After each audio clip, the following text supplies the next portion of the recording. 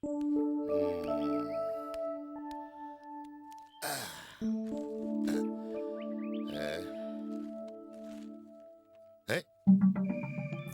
പൊട്ടിത്തെറി. വീട്ടമ്മ മരിച്ചു. വീട്ടിൽ സൂക്ഷിച്ചിരുന്ന കരിമരുന്ന് പൊട്ടിത്തെറിച്ച് വീട്ടമ്മ മരിച്ചു. ഭർത്താവിന് നിസ്സാരമായ പരിക്ക്. കുറച്ച് കരിമരുന്ന് വാങ്ങി സൂക്ഷിക്കണം.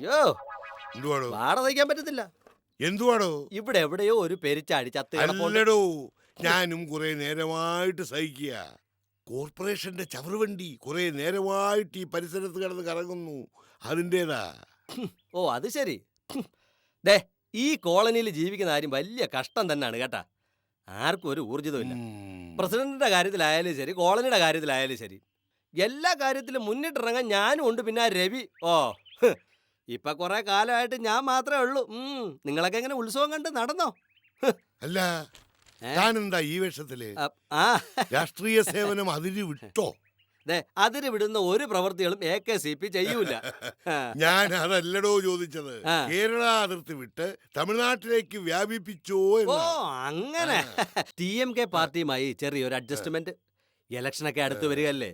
കോളനിയുടെ പ്രതിനിധിയായിട്ട് ചിലപ്പോ നമ്മുടെ രവിചന്ദ്രൻ ആശാൻ ഒന്ന് മത്സരിക്കാൻ സാധ്യതയുണ്ട്. വേണം. പിന്നെ ബാലപ്പന് ഉച്ച ഊണ് ഇവിടെ നമുക്ക് ഒരുമിച്ചിരുന്ന് കഴിക്കണം. വേണ്ട, ആഹാരം കഴിക്കാനൊന്നും സമയമില്ല. ഉച്ച കഴിഞ്ഞ് ഒരു മദ്യവിരുദ്ധ സെമിനാറിൽ പങ്കെടുക്കേണ്ടതുണ്ട്. എന്നാലും കേണൽ സാറ് നിർബന്ധിച്ചതുകൊണ്ട് ഉച്ചയൂണ് കഴിഞ്ഞിട്ടേ ഈ ബാലപ്പ ഇവിടുന്ന് പോന്നോളൂ.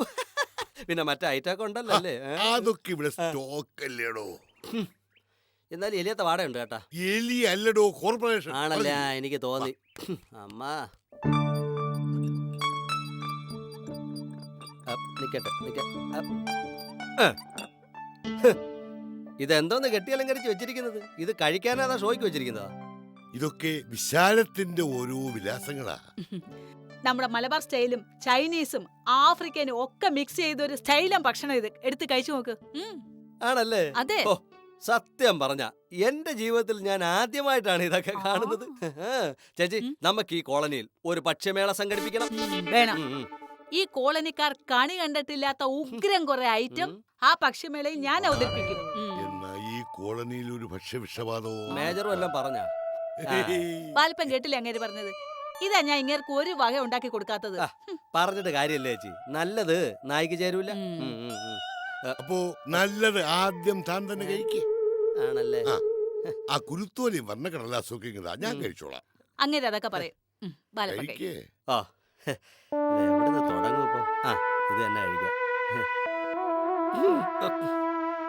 നേരത്തെ മേജർ പറഞ്ഞ ശരിയാ. കോർപ്പറേഷൻ വണ്ടി അടുത്തടുത്ത് വരുന്നുണ്ട്.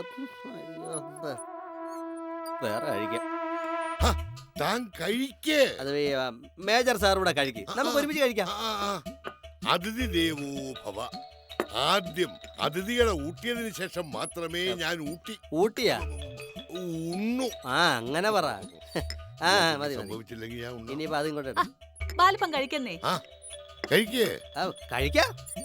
അല്ല അതിപ്പോ ഈ കറി ഇനിയിപ്പം എന്നാലും മറ്റേ ഉളുമ്പ് നാറ്റം ഉണ്ട് കേട്ടാ.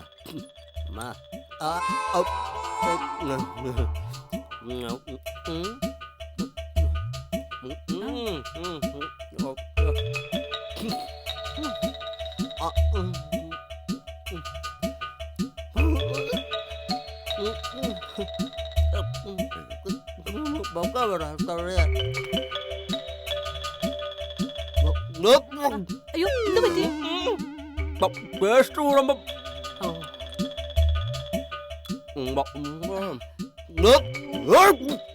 എങ്ങനെയുണ്ട്?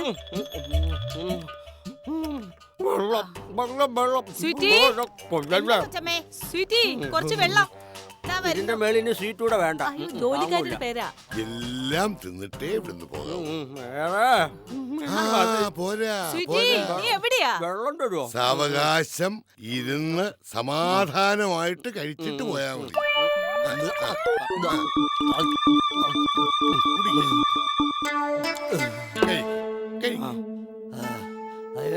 കഴിക്കാൻ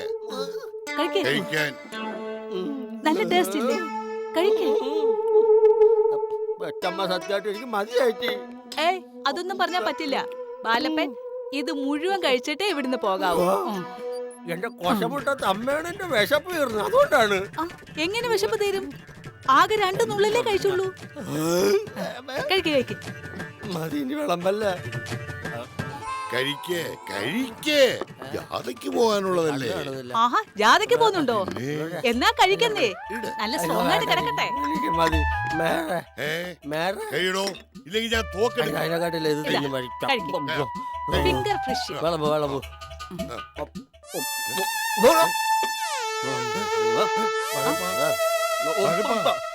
എന്റെ മരണത്തിന് ഞാൻ മാത്രമാണ് ഉത്തരവാദി എന്ന് ഇവനെ കൊണ്ടൊന്ന് എഴുതി വൈപ്പിച്ചിട്ട് കൊടുത്താൽ പോരായിരുന്നു. പാലപ്പാ, പാലപ്പാ.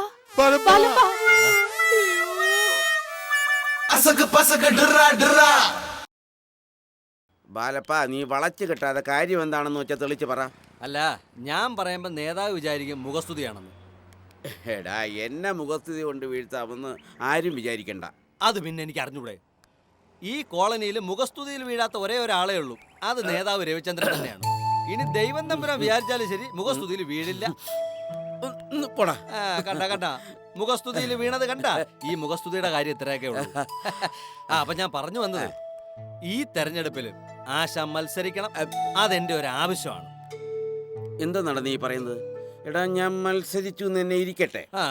സ്വതന്ത്ര സ്ഥാനാർത്ഥിയായിട്ടല്ലേ മത്സരിക്കാൻ പറ്റൂ? ഉവ്വ്. എടാ, സ്വതന്ത്രന്മാർക്ക് ആരെങ്കിലും വോട്ട് ചെയ്യുവോ? ചെയ്യും. രവിചന്ദ്രൻ നേതാവിന് വോട്ട് ചെയ്യും. ആണോ? ആ, എന്റെ നേതാവേ, പാർട്ടി നോക്കിയുള്ള വോട്ടും അതൊക്കെ പണ്ട്.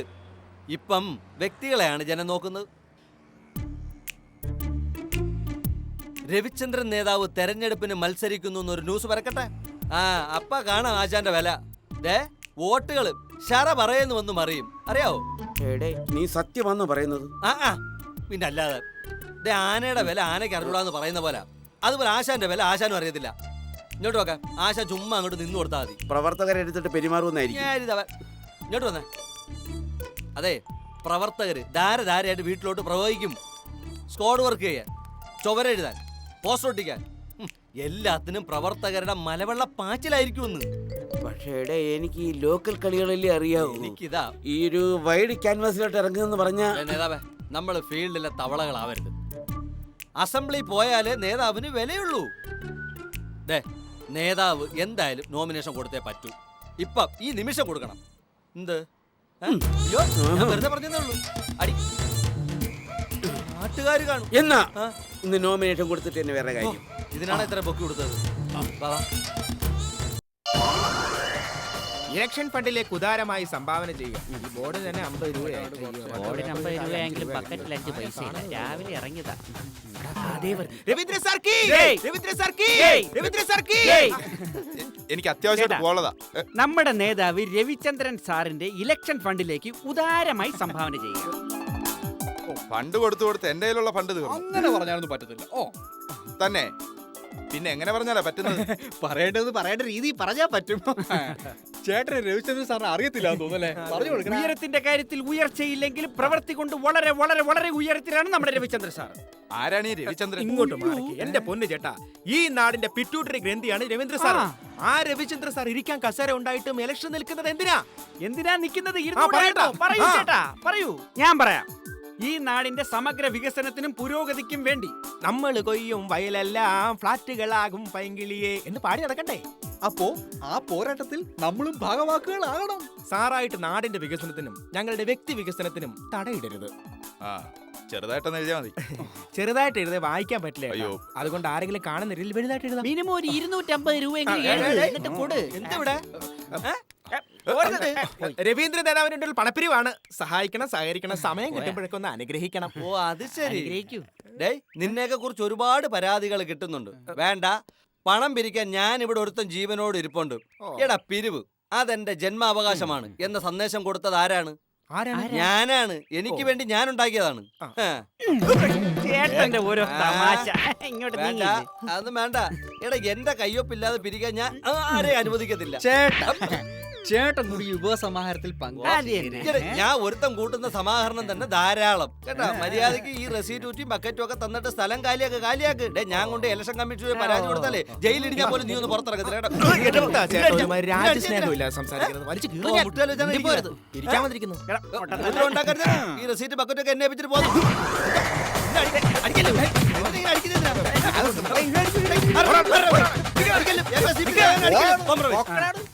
ആ, കോംപ്രമൈസ്. റെസീറ്റ് വേണ്ട, ബക്കറ്റും വേണ്ട. ആ, പിരിച്ചതിന്റെ പകുതി തരുമോ?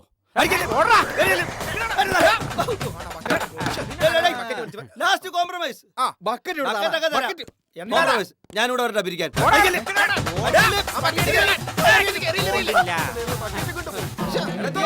ബക്കറ്റ് പിന്നെ വാങ്ങിച്ചോളടാ. പോടാ. ഒറ്റയ്ക്ക് പിരിക്കാം. രവീന്ദ്ര സാർ ജയ്. രവീന്ദ്ര സാർ ജയ്. രവീന്ദ്ര സാർ ജയ്. ബക്കറ്റ് പോയെങ്കിൽ കിട്ടിയല്ലോ. അത് തന്നെ വാങ്ങിക്കാം. വാ. ഇതിന് കിട്ടിയാ മതിയായിരുന്നു.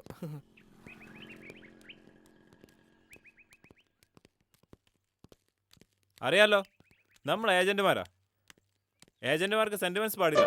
അതെ, നേതാവിന്റെ കയ്യിൽ എപ്പ കാശ് തീരുന്നു അപ്പ ഗുഡ് ബൈ. സത്യം പറഞ്ഞാൽ തെരഞ്ഞെടുപ്പ് 5 വർഷത്തെ ഒരിക്കലല്ല, ഒരു വർഷത്തെ 5 പ്രാവശ്യം നടത്തേണ്ടത്. നമ്മൾ ഒരിക്കലും ഈ നേതാക്കന്മാരോട് സത്യം പറയരുത്. അതെ, മിനിമം 1 ലക്ഷത്തിന്റെ ഭൂരിപക്ഷം. ആ റേഞ്ച് വേണം ആശ കൊടുക്കാൻ. ഉം.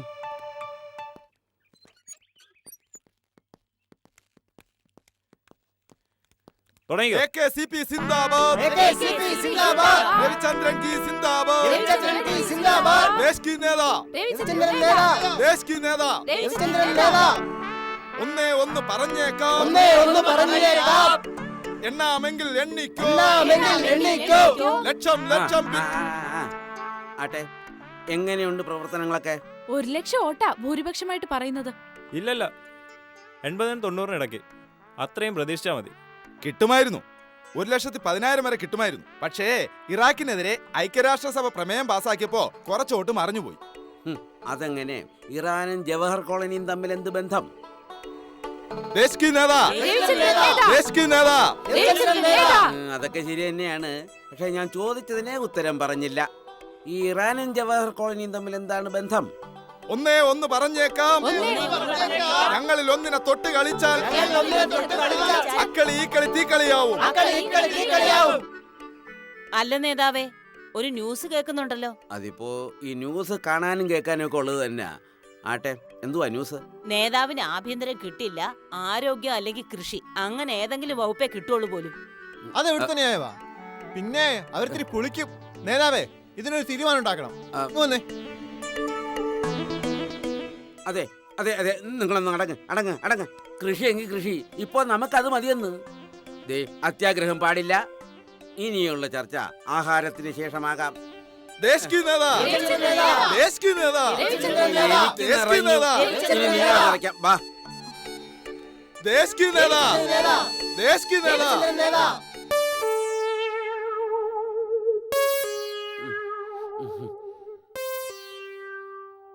ഭാരതിയെ, ഉം. അവരിരുന്ന് കഴിഞ്ഞു. ഐറ്റംസ് ഒക്കെ റെഡിയല്ലേ? 2 കൈയും വെച്ച് ചെയ്യാവുന്നതൊക്കെ മാക്സിമം ഞാൻ ചെയ്തിട്ടുണ്ട്. ഒരു വേലക്കാരെ നിർത്താൻ പറഞ്ഞ നിങ്ങളെ സമ്മതിക്കത്തില്ലല്ലോ. ഞാനല്ലല്ലോ സമ്മതിക്കാത്തത്. നീയല്ലേ പറയുന്നത് വേണ്ട എന്ന്? അതെ, ഞാൻ തന്നെയാ പറഞ്ഞത്. അതിന് അതിൻ്റെതായ കാരണമുണ്ടല്ലോ. അതൊക്കെ അവിടെ ഇരിക്കട്ടെ. ദേ, ഇന്നു മുതൽ ഭാവിയിലെ കൃഷിമന്ത്രി രവിചന്ദ്രന്റെ ഭാര്യയാണ് നീ. അത് മറക്കണ്ട. ഇപ്പോ നിനക്കൊരു പനി വരുന്നെന്ന് വിചാരിച്ചോ, അപ്പൊ തന്നെ സെക്രട്ടേറിയറ്റിൽ നിന്ന് പ്ലെയിൻ സ്റ്റാർട്ട് ചെയ്ത് കഴിഞ്ഞു. പനിക്ക് പ്ലെയിൻ ആണോ മരുന്ന്? എടി കഴുതേ, അമേരിക്കയിലേക്ക് പോകാൻ. നോക്കാം, ഓരോരോ അസുഖത്തിന് ഓരോരോ രാജ്യം. തലവേദനയ്ക്ക് ഫ്രാൻസ്, ന്യൂമോണിയക്ക് കാലിഫോർണിയ, കാലുവാരലിന് കേരളം. അതവിടെ നിൽക്കട്ടെ. ഈ ഒടിവിനും ചതുവിനും ഒക്കെ എവിടെയാ? മനസ്സിലായില്ല. അല്ല, ഈ മന്ത്രിസഭയില് നിത്യവും തല്ലും തരികടയും നടക്കുന്നതേ ഞാൻ ടിവിയിലൊക്കെ കണ്ടിട്ടുണ്ട്. അപ്പൊ അതിനുള്ള ചികിത്സയും ഏത് രാജ്യത്തായിരിക്കും എന്ന് തീരുമാനിച്ചിട്ടായിരിക്കുമല്ലോ ഇങ്ങനെയൊക്കെ നടക്കുന്നത്. നീ ഭാവിയിലെ മന്ത്രിയുടെ ഭാര്യയല്ല, ജനിച്ചപ്പോഴേ മന്ത്രിയുടെ ഭാര്യയാകേണ്ടവളാ. എടീ, നീ തൽക്കാലം ഒരു കാര്യം ചെയ്യും. ആരെങ്കിലും വിട്ട് ഫാസ്റ്റ് ഫുഡിൽ നിന്ന് കുറച്ച് ഐറ്റംസ് മേടിപ്പീര്. നോക്കൂ, അണികളുടെ മുമ്പിൽ എന്നെ നാണം കെടുത്തരുത്. അപ്പൊ കാശോ? അതല്ലേ കയ്യിലുള്ളത്. ആരുടെ കയ്യിലുള്ളത്? നിന്റെ കയ്യില്. ദേ നോക്ക്, ഞാൻ മന്ത്രിയായി ആ. ഫ്രാൻസിൽ നിന്റെ ചികിത്സയ്ക്കായിട്ട് പോകുമ്പോ ആ. നമുക്ക് അവിടുത്തെ സ്വർണ്ണക്കടയിലൊന്ന് കേറണം. ഓ, ഫ്രാൻസ് സ്വർണ്ണക്കട. ഓ, എന്റെ ദൈവമേ. പറ്റൂല, നിങ്ങൾ എന്തൊക്കെ പറഞ്ഞാലും പറ്റൂല. എത്ര വൈകിയാലും എന്തൊക്കെ സംഭവിച്ചാലും അതേ ഫാഷനിലുള്ള വള ഇട്ടിട്ടേ ഞാൻ ഇനി പ്ലെയിനിൽ കയറും. ഭാരതി, എടി ഭാരതി, എടി ഇത് ഞാനാ. ശ്ശോ, നീ എന്തുവാടി ഈ പറയുന്നേ? അതെ, ഞാൻ നിങ്ങളോടൊപ്പം ലണ്ടൻ വഴി പാരീസിലോട്ട് ഇങ്ങനെ പറന്നുകൊണ്ടിരിക്കുകയായിരുന്നു. പ്ലെയിൻ ഇടയ്ക്ക് എവിടെയോ നിർത്തി. പ്ലെയിൻ സ്റ്റേഷനിലെ സ്വർണ്ണക്കടയിൽ എന്റേതുപോലെ ഡിസൈനുള്ള ഒരൊറ്റ വളകളും ഇല്ല. അപ്പോഴല്ലേ നിങ്ങൾ എന്നെ വലിച്ച് പ്ലെയിനിൽ കയറ്റാൻ നോക്കിയേ, നാശം പിടിക്കാൻ. ഞാനോ? എപ്പോഴേ? ദേ മനുഷ്യ, സ്വപ്നത്തിലായിരുന്നേ. ആഹാ. നീ എന്നെ പേടിപ്പിച്ചളഞ്ഞല്ലോ. ദേ, നിങ്ങൾ പറഞ്ഞ കാര്യങ്ങളൊക്കെ നടപ്പുള്ളത് വല്ലതും ആണോ? നടപ്പുള്ള കാര്യമാണോ എന്നോ?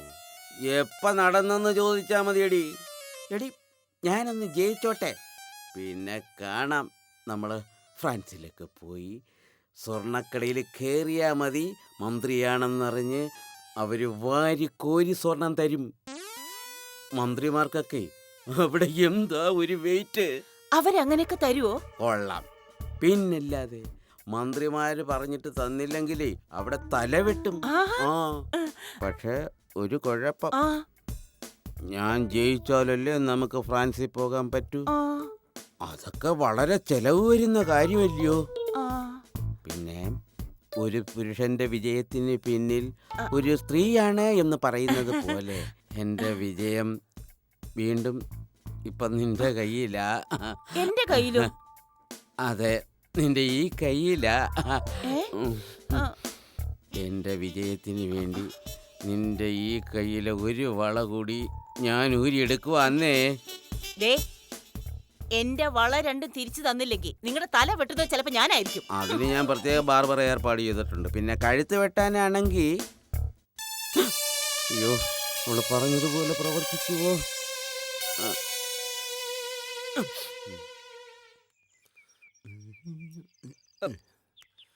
ആ.